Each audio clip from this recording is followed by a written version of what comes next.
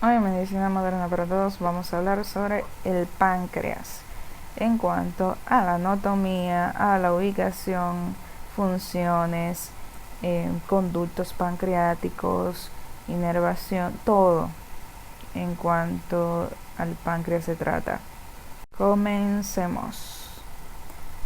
En cuanto a la anatomía del páncreas, este es un órgano especial porque tiene funciones tanto exócrinas como endocrinas.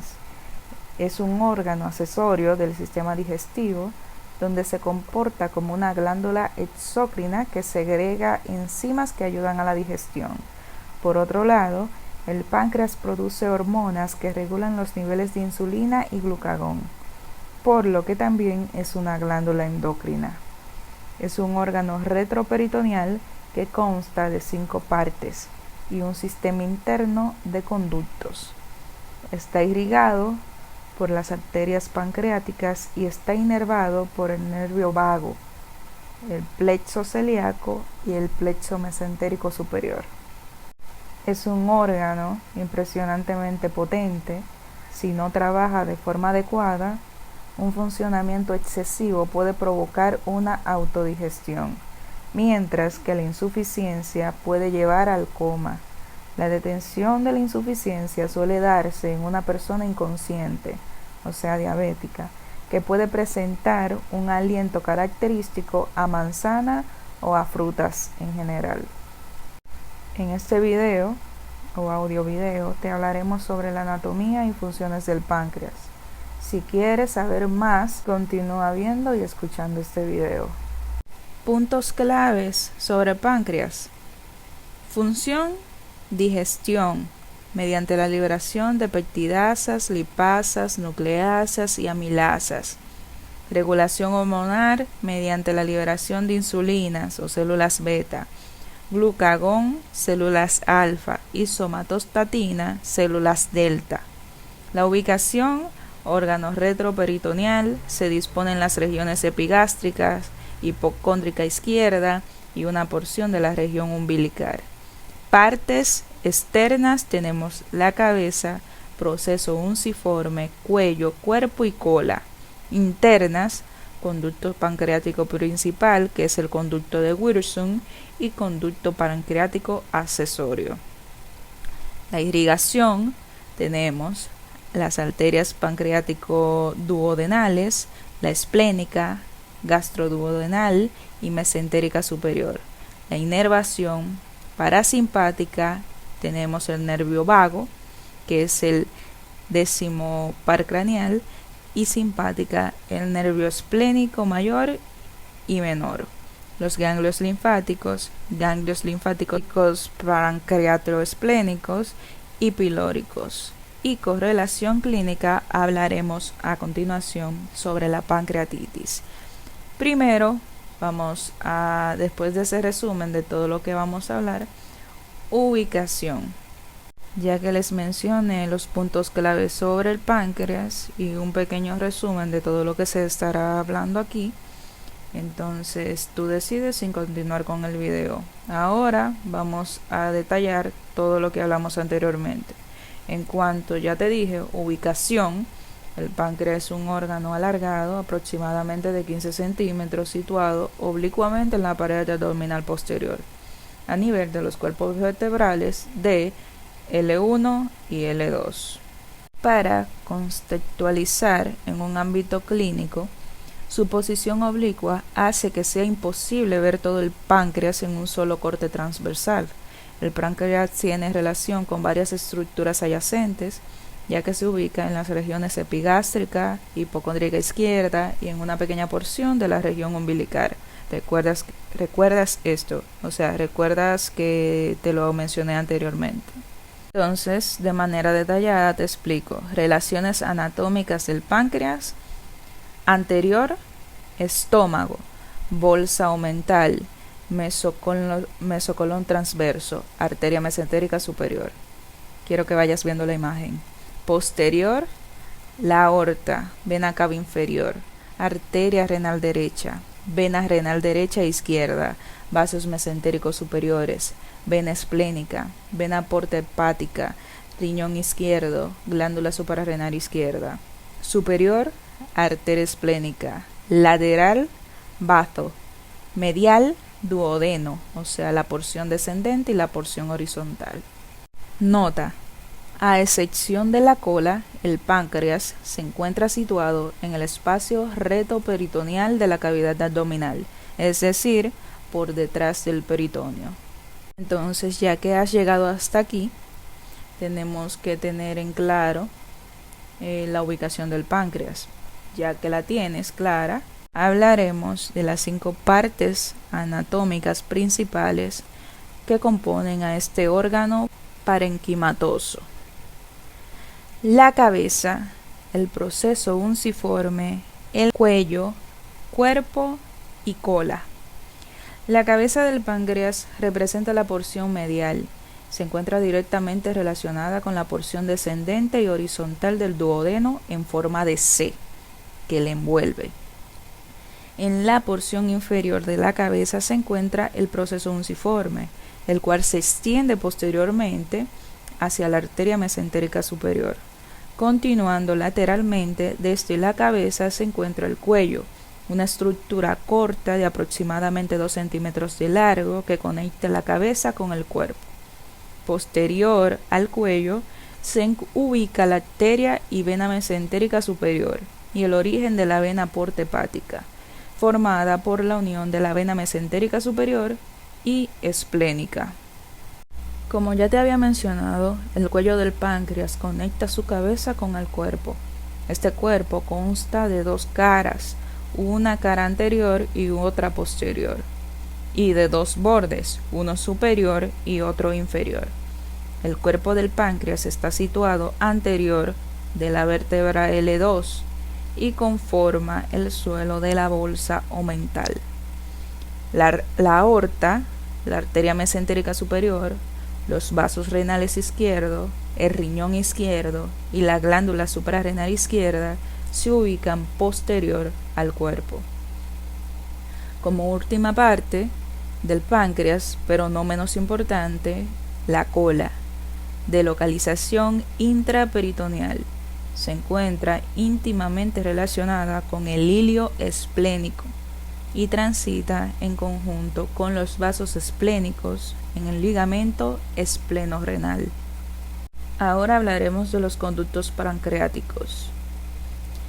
El conducto pancreático principal, o de Witherspoon, transita todo el parénquima pancreático desde la cola hasta la cabeza. Se conecta con el conducto biliar en la cabeza del páncreas para formar el conducto hepatopancreático, también conocido como ampolla de Vater. Esta desemboca en la porción descendente del duodeno en la papila duodenal mayor. El flujo a través de la ampolla de Vater, o Vater, como quieras decirlo, está controlado por un esfínter del músculo liso conocido como el esfínter hepatopancreático de Bode, el cual también evita el reflujo del contenido duodenal hacia el conducto hepatopancreático. Las porciones terminales de los conductos pancreáticos y biliares principales también contienen esfínteres, los cuales desempeñan un papel importante en el control del flujo de los líquidos que contienen. Las porciones terminales de los conductos pancreáticos y biliares principales también contienen esfínteres, los cuales desempeñan un papel importante en el control del flujo de los líquidos que contienen. Te lo volví a repetir para que lo tengas claro. Aparte del conducto principal, el páncreas también contiene un conducto accesorio. Este conducto se comunica con el conducto pancreático principal a nivel del cuello del páncreas y desemboca en la parte descendente del duodeno en la papila. Espero que hasta aquí vayas teniendo todo bien claro, porque ahora te voy a hablar sobre las funciones de este órgano. El páncreas es un órgano único, ya que desempeña funciones tanto exócrinas como endocrinas. Su función exócrina incluye la síntesis y liberación de enzimas digestivas en el duodeno del intestino delgado. Su función endocrina se refiere a la liberación de insulina y glucagón en el torrente sanguíneo. Estas son dos hormonas de suma importancia, las cuales son responsables de regular el metabolismo de la glucosa, los lípidos y las proteínas. Las estructuras principalmente responsables de la función del páncreas son las glándulas endocrinas y exócrinas. Las glándulas exócrinas sintetizan enzimas digestivas pancreáticas inactivas, las cuales llamaremos zimógenos, las cuales se liberan en los sistemas glandular y de conductos pancreáticos. Al llegar al duodeno, los zimógenos son activados por enzimas proteolíticas, transformándolas en peptidasas, amilasas, lipasas y nucleasas activas, que cumplen el rol de seguir dirigiendo los alimentos que ingresan al intestino delgado desde el estómago. La función endocrina del páncreas es desempeñada por los islotes pancreáticos de Langerhans o simplemente islotes de Langerhans. Estas glándulas endocrinas secretan hormonas directamente al torrente sanguíneo y están constituidas por 3 tipos de células principales: alfa, beta y delta. Las células beta secretan insulina, las alfas liberan glucagón y las deltas producen somatostatina. Estas hormonas son cruciales en la regulación del metabolismo de la glucosa y en las funciones gastrointestinales. En cuanto a los vasos sanguíneos, el páncreas recibe su vascularización por varias fuentes. El proceso unciforme y la cabeza del páncreas son irrigados por la arteria pancreático-duodenales superior e inferior, las cuales son ramas de la arteria gastroduodenal y mesentérica superior respectivamente. Cada arteria pancreático-duodenal tiene ramas anteriores y posteriores, las cuales se proyectan a lo largo de las respectivas caras del cuello del páncreas, donde conforman arcadas pancreático-duodenales irrigando estas regiones. Por su parte, el cuerpo y la cola del páncreas son irrigados por las arterias pancreáticas, que se originan de la arteria esplénica, gastroduodenal y mesentérica superior. La principal fuente de irrigación es la arteria esplénica. Las venas del páncreas se encargan de drenar la sangre desoxigenada del páncreas. La vena pancreático-duodenal superior anterior drena en la vena mesentérica superior, mientras que la vena pancreático-duodenal superior posterior drena en la vena porta hepática. En cuanto a las venas pancreático-duodenal inferior anterior y posterior, estas drenan en la vena mesentérica superior, mientras que las venas pancreáticas que drenan la sangre venosa del cuerpo y la cola del páncreas drenan en la vena esplénica. Inervación. El páncreas recibe inervación involuntaria a través del sistema nervioso autónomo.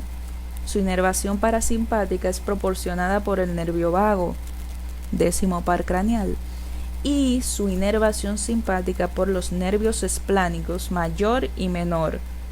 Ambos tipos de fibras autónomas viajan hasta el ganglio celíaco y el plexo mesentérico superior, proyectándose finalmente sobre el páncreas. Dentro del órgano, estos nervios llevan impulsos nerviosos a las células acinares y a los islotes pancreáticos. Las fibras parasimpáticas inducen la secreción de las células acinares, lo cual resulta de la liberación del jugo pancreático, insulina y glucagón. Por su parte, las fibras simpáticas provocan vasoconstricción e inhibición de la secreción exócrina, es decir, la inhibición en la liberación del jugo pancreático. En cuanto a la liberación hormonal, la inervación simpática estimula la secreción de glucagón, pero inhibe la de la insulina. En cuanto a los ganglios linfáticos, la linfa es drenada desde el cuerpo y la cola del páncreas por medio de vasos linfáticos que desembocan en los ganglios linfáticos pancreático-esplénicos, ubicados junto a la arteria esplénica. Los vasos que drenan la cabeza vacían su contenido en los ganglios linfáticos pilóricos. Subsecuentemente, la linfa es transportada a los ganglios linfáticos mesentéricos y celíacos superiores. Ahora hablaremos de las enfermedades, las más habituales que pueden producirse en este órgano: pancreatitis aguda, pancreatitis crónica, cáncer de páncreas, fibrosis quística y diabetes mellitus tipo 1. Hablaremos ahora un poco sobre la pancreatitis. En cuanto a los síntomas y las causas. La pancreatitis es un proceso inflamatorio del páncreas que puede ser agudo o crónico. Las causas más comunes de pancreatitis aguda son los cálculos biliares, o sea, la obstrucción del flujo pancreático, y el consumo de alcohol, aumento de la síntesis de enzimas pancreáticas. La pancreatitis aguda se manifiesta con dolor epigástrico intenso, náuseas y vómito. Al realizar un examen físico, se revela sensibilidad epigástrica, sonidos intestinales hipoactivos, fiebre, taquipnea, equimosis periumbilical y en los flancos y posible ictericia si la causa es un cálculo biliar. Al realizar exámenes de laboratorio se evidencian niveles elevados de amilasa y lipasa sérica.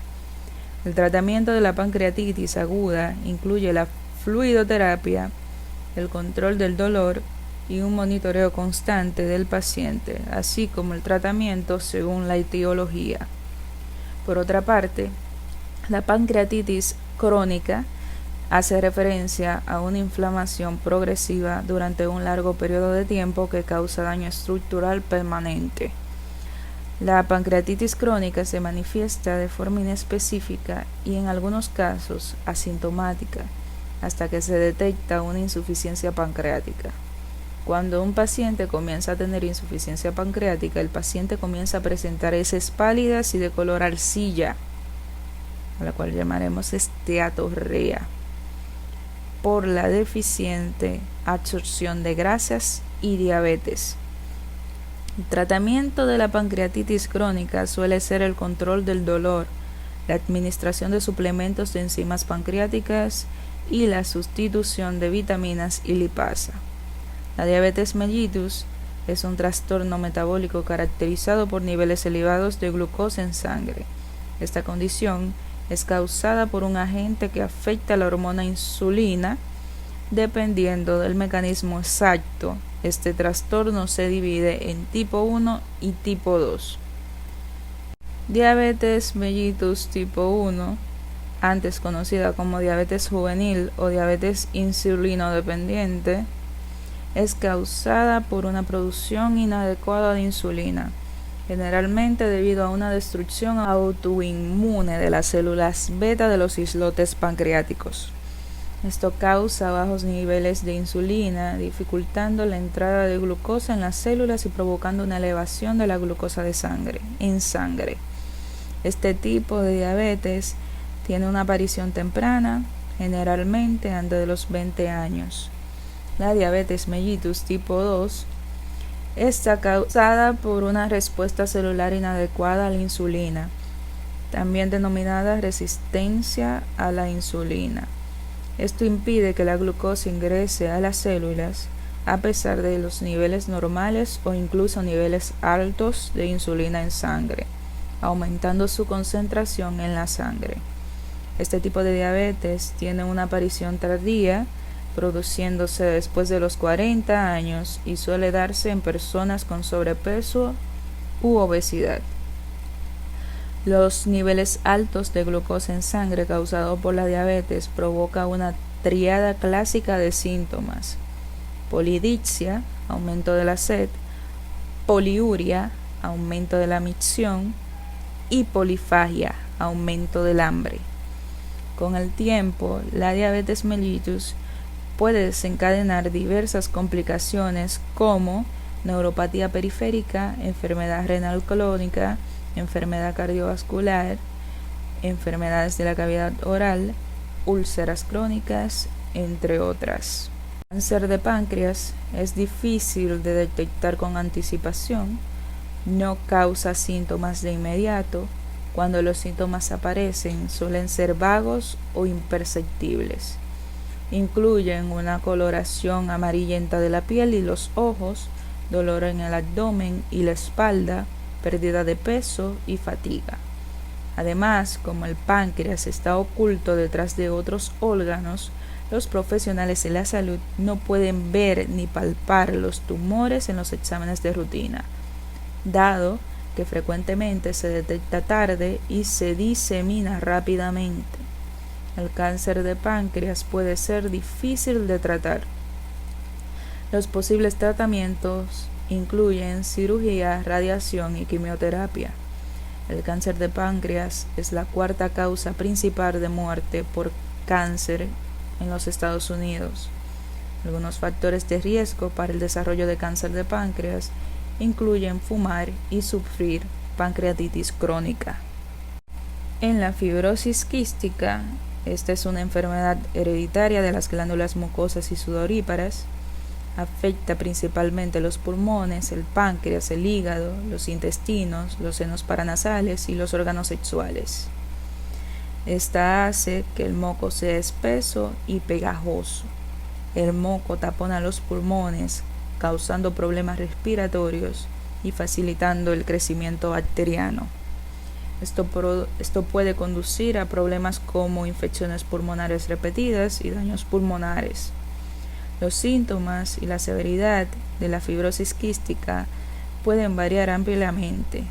Algunas personas tienen problemas serios desde el nacimiento. Otros pueden tener una versión más leve de la enfermedad que no se manifiesta hasta la adolescencia o al inicio de la edad adulta.